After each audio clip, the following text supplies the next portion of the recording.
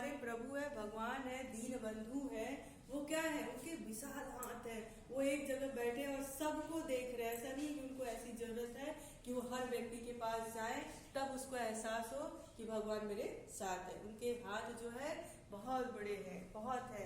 आपने एक सुना होगा ना, कानून के हाथ बड़े लंबे होते हैं, तो उनके हाथ ऐसे लंबे नहीं होते, उनका क्षेत्र जो होता है बड़ा लंबा होता है, उनकी इतनी पावर होती है, इसलिए कहा जाता है कि कानून के हाथ बड़े लंबे होते हैं। तो सर्वस्व तो हमारे दीन बंधु हैं, है ना, जो हमारे भगवान है वो तो सर्वस्व है।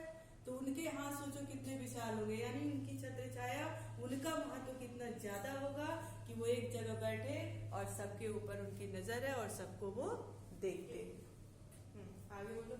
अनंत अंतरिक्ष में अनंत देव है खड़े, समक्ष नील स्वबाहु जो बड़े बढ़ा रहे बड़े बड़े। इस पंक्ति से कवि ये कहना चाहते हैं कि जो अनंत अंतरिक्ष है इसमें बहुत सारे देव हैं जो आपकी मदद के लिए अपने हाथ बढ़ा रहे हैं।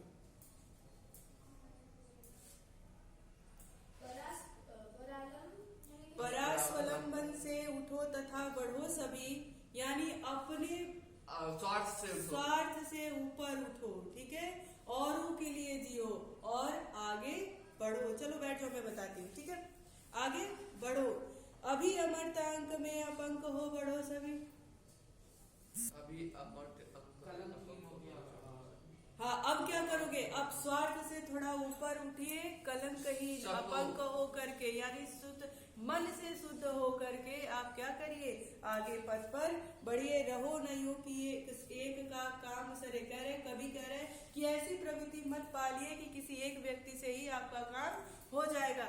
ऐसे मन में धारणा रखिए कि भाई हम एक दूसरे के साथ रहेंगे, एक दूसरे के सहयोगी रहेंगे, तभी हमारा कोई भी काम आसानी से हो सकेगा। ऐसी प्रवृत्ति मत रखिए कि चलो मेरे पास एक व्यक्ति है ना, आप बहुत है मेरे लिए, मुझे दूसरे की जरूरत नहीं है। ऐसी प्रवृत्ति नहीं रखनी है। रखना है कि भाई एक से नहीं, अगर हम सब एक साथ मिलकर रहेंगे तब जाकर के कोई काम हमारा आसानी से होगा या फिर किसी का भला हो सकेगा, है ना। अब देखो आगे क्या कहते हैं, वही मनुष्य है कि जो मनुष्य के लिए मरे, मनुष्य मात्र बंधु है, यहाँ यही बड़ा विवेक है। कवि क्या कहता है, कहता है कि मनुष्य क्या है, मात्र बंधु है, मित्र है, सखा है ना। मनुष्य ऐसा नहीं कि तुम्हारे साथ उनका रिश्ता भाई बहन का है तो मैं उसको ज्यादा देखूंगा, वो मेरे बड़े पापा है, छोटे चाचा है, ऐसा मतलब ये नहीं है। क्या है, मनुष्य को मनुष्य से मिला रहा है, कह रहे सारी चीजों को, सारे रिश्ते नाते को परे रख दो, बस इतना जानो कि मनुष्य क्या है, बंधु है। मनुष्यता क्या है, बंधु है। यहाँ पे मनुष्यता भाव से किया गया है कि मनुष्य जो हमें ये जीवन मिला है ना, ये एक दूसरे के लिए मिला है, तो बाकी रिश्ते नाते को परे रखिए। क्या करिए, बस सोचिए कि हम मनुष्य है, प्राणी जगत है, तो एक दूसरे के सहयोग हमको करना चाहिए, एक दूसरे के लिए है, ठीक है। यही सबसे बड़ा बुद्धि है। विवेक की बात किया ना, यह सबसे बड़ा विवेक है, सबसे बड़ी बुद्धि यही है। पुराण पुरुष स्वयंभू पिता प्रसिद्ध एक है। पुराणों में भी ये दिया गया है, स्वयंभू यानी ईश्वर ही सबके पिता है। एक पिता की संतान हम हैं, तो हम यहाँ आकर के अलग क्यों बट गए हैं, है ना। तो जब पिता हमारे एक है, मालिक हमारे एक है, तो हम भी तो एक है ना, एक दूसरे से कनेक्ट है।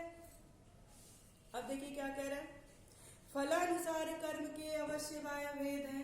कह रहे जैसे हमने कर्म किए हैं उसके फल के अनुसार, भले हमें यहाँ पे जो जीवन जी रहे हैं, किसी के पास पैसे अधिक है, किसी के पास कम है, कोई ऐशो आराम की जिंदगी जी रहा है, कोई मतलब ऊंच नीच का जो फर्क है वो बाह्य है, वो फल के अनुसार हम यहाँ पे अपना कर्म कांड जी रहे हैं, कर्म हो रहा है हमारे साथ, ठीक है। वो बाह्य चीज है, वो आंतरिक चीज नहीं है। परंतु आंतरिक में प्रमाण भूत वेद है। कह रहा है कि वेदों में भी ये प्रमाण है, प्रमाणित किया गया है कि अंतरात्मा से हम क्या है, एक है। अनर्थ है कि बंधु ही ना बंधु की व्यथा हरे। वही मनुष्य है कि जो मनुष्य के लिए ये अनर्थ हो जाएगा। ये मतलब वो लोग अतीव भाग्यहीन है जो एक मनुष्य दूसरे मनुष्य की व्यथा को, पीड़ा को, उसकी मुश्किलों को ना हर सके, उसकी मदद ना करे। ये सबसे बड़ा अनर्थ है। सही मायने में मनुष्य कौन है, जो सिर्फ अपने लिए नहीं औरों के लिए भी जीता है। बाबू समझ में आ रहा है? Yes, ma'am. चलो अभिष्ट मार्ग पर सहर्ष खेलते हुए विपत्ति विघ्न में जो पड़े उन्हें ढकेलते हुए। कवि कह रहे हैं कि चलो सहर्ष मार्ग पर, यानी स्वयं से चलो, किसी के बाध्य होकर के मत चलो, है ना। क्योंकि जब आप बाध्य होकर के जबरदस्ती कोई काम करते हैं तो वो ज्यादा समय तक वो काम नहीं करते हैं। तो कवि कह रहा है कि चलो उस मार्ग पर सहर्ष होकर चलो, और जब सहर्ष चलोगे यानी खुशी से चलोगे तो आपके मार्ग में जितनी भी बाधाएं आएंगी उसको आप ढकेलते हुए, क्यों? क्योंकि आपको वो काम करने की आपकी इच्छा शक्ति क्या है? मजबूत है। तो आपको कोई डगमगा नहीं सकता। आप अपने काम के प्रति इतने ईमानदार हो कि आपको कोई कितना भी कह दे, कह रहे नहीं छोड़ो चलो दूसरा काम करते हैं, तो आप डगमगाओगे नहीं, क्योंकि आप उस काम को खुद से तैयार हुए हैं, है ना। तो जब खुद से तैयार होता है तो आदमी कहता नहीं मुझे ये काम करना ही करना है। और हमेशा जब कोई अच्छा काम करते हैं तो अनेकों बाधाएं आती हैं, और उस बाधाओं को दूर करने के लिए हिम्मत भी हमें खुद में आ जाती है, अगर हमारी इच्छा शक्ति उस काम को करने के लिए बड़ी ही मजबूत है तो। ठीक है। करे घटे न हेल मेल, हाँ बढ़े न भिन्नता कभी, अतर्क एक पंथ के सतर्क पंथ हो सभी। कह रहे ये जो आपस में भाईचारा आपका है, आप एक दूसरे को भाई भाई मानते हो, ये आपका हेल मेल, ये मिलना जुलना, ये आपसी मेल जोल आपका है, वो कभी घटे ना, और आपके अंदर भिन्नता ना आए, दूरिया ना आए। आप अतर्क एक पंथ के सतर्क पंथ हो सभी, यानी ये जो रास्ता है जो अतर्क यानी बिना तर्क के आपने इस रास्ते को चुना है सतर्कता से, वही रास्ता आप क्या है, और आप एक दूसरे के साथ उनकी मदद करते हुए उस रास्ते पर आगे बढ़ते चलिए।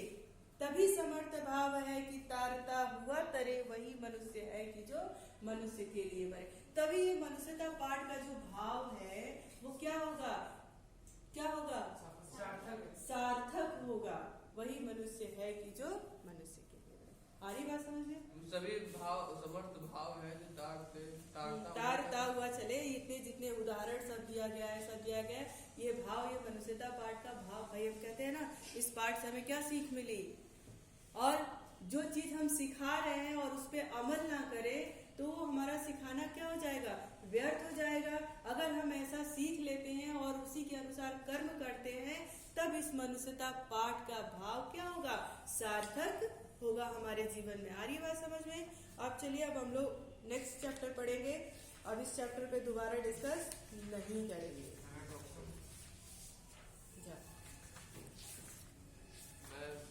अभी ज्यादा समय नहीं है तो हम लोग वो वाला चैप्टर कर लेते हैं, कैफी आजमी का कर चले फिदा। हर्ष आपको सुनाई दे रहा है?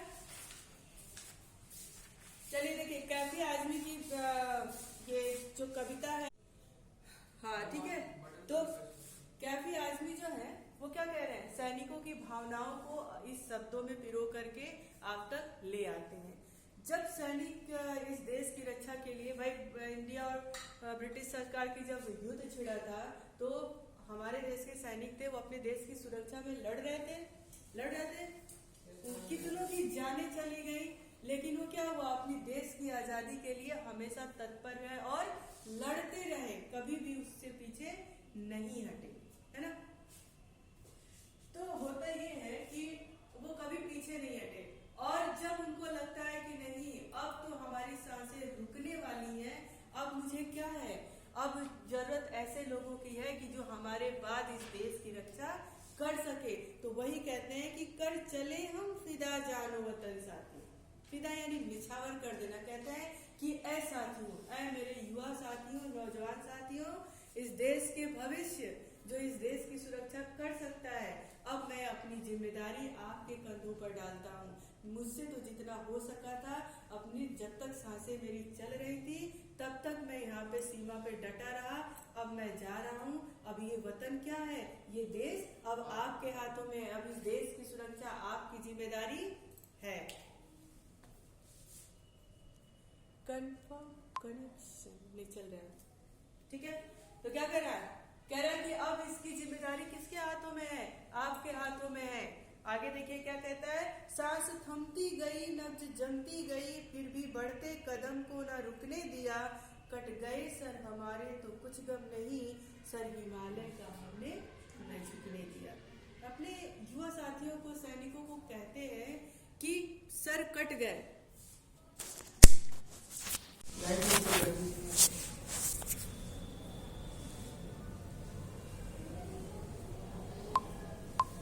युवा साथियों को जोश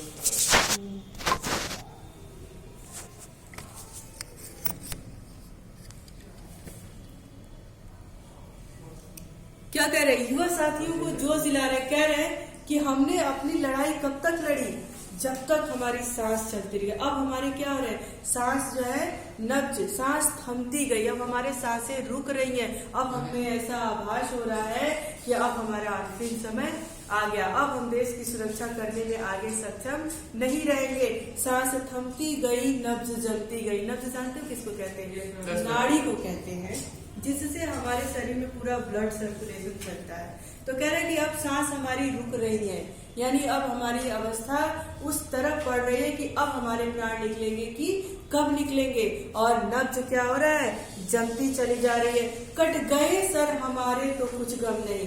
अगर इस लड़ाई में हमारे सर भी कट जाते हैं तो हमें कुछ गम नहीं, क्योंकि मुझे इस बात की तसल्ली है कि जब तक हमारी सांसें चल रही थी हमने हिमालय का सर झुकने नहीं दिया, है ना। अब इसकी जिम्मेदारी आपके कंधों पे मैं डालता हूँ। मरते मरते रहा बाकपन साथियों, अब तुम्हारे हवाले वतन साथियों। कह रहा है कि मरते मरते ये साथियों, मैं आपसे गुजारिश करता हूँ, ये कह रहा हूँ कि अब इस वतन की जिम्मेदारी किसके हवाले है, आपके हवाले है। अब इसकी सुरक्षा आपकी जिम्मेदारी है। मेरी तो जब तक सांसें चली है मैंने इसकी सुरक्षा की है, हिमालय के सर को झुकने नहीं दिया है। फिर कहते हैं क्या, जिंदा रहने के मौसम बहुत है मगर, जानते हो इसका मतलब क्या, जिंदा रहने के मौसम, यानी तुम भाई देश में जो हमारी ये अब लड़ाई है वो हर वक्त तो नहीं होती रहती है ना। आपके पास बहुत ऐसा समय है कि जिसमें आप अपने आप को सुरक्षित कर सकते हो, है ना। तो कह रहे कि जिंदा रहने के मौसम बहुत है मगर जान देने की रुत रोज आती नहीं। जान देने का मतलब ऐसे ही जान देना नहीं, देश के लिए कुछ करने का, देश के लिए बलिदान होने का, शहीद होने का रुत यानी समय बार बार नहीं आता है, बार बार कहीं से युद्ध नहीं होता है ना। अभी जैसे आपका ये चाइना और भारत के बीच हुआ था गलवान घाटी में, तो ऐसे समय रोज रोज थोड़ी आते हैं, रोज रोज हम सीमा पे थोड़ी खड़े होते हैं, गोला बारूद नहीं चलता है। लेकिन ऐसे समय पर जब हमारे देश को हमारी जरूरत है और हम इसके मान सम्मान को झुकने नहीं देना, ये हमारी जिम्मेदारी है, उस समय पर हम पीछे नहीं हटते। तो वही वो कह रहा है कि जान देने की रोज आती नहीं, है ना। जान देने यानी सीमा पे लड़ाई करने का समय, मौसम, रोज रोज मौका आपको नहीं मिलता है ना। लेकिन कभी कभी ऐसा होता है कि आपको देश के लिए वहां पर डटे रहना होता है। फिर क्या कह रहे हैं, हुस्न और इश्क दोनों रुसवा करे वो जवानी जो कुएं नहाती है। हुस्न और हुस्न का मतलब होता है सुंदरता, लेकिन इसकी बात यहाँ पे नहीं हो रही है। जो कद काठी, जो शरीर आपको दिया है भगवान ने और उसमें ऐसी काबिलियत डाली है कि आप सीमा पे अपने देश की रक्षा कर सकते हैं, ऐसी क्षमता आपके अंदर है। लेकिन क्या किया, आप डर गए और आप नहीं गए, इस देश के लिए आप बलिदान नहीं दिए, अपना खून नहीं बहाए, तो वो हुस्न और जवानी यानी वो शरीर भी आपसे रुसवा हो जाती है, गुस्सा हो जाती है। वो कहती है कि ऐसी जवानी किस काम की जो देश के काम नहीं आ रही। आई बात समझ में। आज धरती बनी है दुल्हन साथियों, अब तुम्हारे हवाले वतन साथियों। ऐसी सिचुएशन आ गई थी उस समय जब अंग्रेजों से हमारी लड़ाई चल रही थी, हम अपने को आजाद करने की जब लड़ाई लड़ रहे थे, तो ऐसा समय आ गया था जैसे हमारी ये धरती यानी हमारा ये देश एक दुल्हन के रूप में आ गई है और स्वयंवर चल रहा हो, है ना भाई। दुल्हन को जीतने के लिए पहले स्वयंवर होता था ना, तो लोग अपना शक्ति प्रदर्शन करते थे। तो कह रहा है ऐसा लग रहा है कि ये हमारा जो देश है, हमारी धरती है, ये दुल्हन के रूप में खड़ी है और कौन उसको जीत करके कब अपने में ले जाए। अगर मान लो ब्रिटिश सरकार हमसे जीत गया होता तो आज भी हम क्या होते, उनके गुलाम होते ना। तो वही वो कह रहा है कि आज धरती बनी है दुल्हन साथियों। वही स्थिति है जैसे एक दुल्हन की होती है कि कई देश के राजा आते हैं और जिसका वर्चस्व ज्यादा होता है, जो जीत लेता है वो दुल्हन को लेकर के चला जाता है। दुल्हन से नहीं पूछा जाता कि तुम किसके साथ जाओगी, है ना। तो जिसके उस समय क्षमता ज्यादा होती है वो ले जाता है। तो वही कह रहा है ठीक हमारी धरती की भी स्थिति उस समय ऐसी ही है। अब ये वतन, ये धरती माँ, ये देश है साथियों, ये नौजवानों अब आपके हाथ में है। अब इसकी सुरक्षा आपकी जिम्मेदारी है। फिर क्या कहते हैं, राह कुर्बानियों की न वीरान हो तुम, सजाते ही रहना नए काफिले, फतह का जश्न इस जश्न के बाद है, जिंदगी मौत से मिल रही है। कह रहा है कि कुर्बानियों की राह वीरान ना हो, यानी जो ये लड़ाई चल रही है इसको कभी रुकने मत देना। कब तक रुकने मत देना, जब तक कि तुम अपने देश पर विजय ना पा जाना, इसको अपना हासिल ना कर लेना, तब तक रुकने ना देना, वीरान मत होने देना, है ना। ये इस डर से नहीं कि अरे मेरे तो इतने सिपाही मारे गए, चलो मैं इसको दान दे दूं, अब हम किसी की कुर्बानी नहीं दे सकते, ऐसा मत होने देना। अपनी देश की सुरक्षा के लिए कुर्बानियां देते रहना, जब तक देते रहना जब तक हम अपने देश को आजाद ना कर लें, है ना। फिर क्या कह रहा है, फतह का जश्न इस जश्न के बाद है। असली जश्न कब होता है, असली खुशी कब होगी, असली जीत कब होगी, जब हम अपने देश के मान सम्मान को बचा के रख लेंगे। असली जीत तो तभी होगी ना। जिंदगी मौत से मिल रही है गले। भाई युद्ध पे जब सीमा पे जो हमारे जवान जाते हैं, आप लोग आर्मी फैमिली से आते हैं, तो जिंदगी रोज मौत से गले मिल रही होती है। यानी जब लड़ाई हो रही है तो अभी तो मैं ठीक हूँ, अगले 1 सेकंड के बाद मैं कैसे रहूंगा मुझे पता नहीं, है ना। क्यों, क्योंकि मैं तो सीमा पे खड़ा हूँ ना, युद्ध चल रहा है, तो अभी 1 सेकंड में मैं जीवित हूँ, अगले ही पल हो सकता है कि मैं मौत को गले लगा लूं, ताकि मैं मरूं नहीं, सही, ठीक है। तो भाई वो कह रहा है कि जिंदगी मौत से मिल रही है गले। फिर क्या कहता है, बांध लो अपने सर पे कफन साथियों, अब तुम्हारे हवाले वतन साथियों। वो सिपाही कहते हैं कि हे साथियों, हे मेरे नौजवान मित्रों, अब आप अपने सिर पे कफन बांध लो, ये सोच के निकल लो कि भाई मैं घर से तो कफन बांध के आया हूँ, अब मेरे साथ क्या होना है ना। कफन बांध के निकलिए। हो सकता है कि मैं अपने देश को लड़ते लड़ते जीत करके और जिंदा वापस भी आ जाऊं, हो सकता है कि मुझे मृत्यु का भी सामना करना पड़े। ए साथियों, अब तुम भी इस देश के लिए आगे बढ़ो, सर पे कफन बांध लो, अब ये देश क्या है, आपके हवाले है।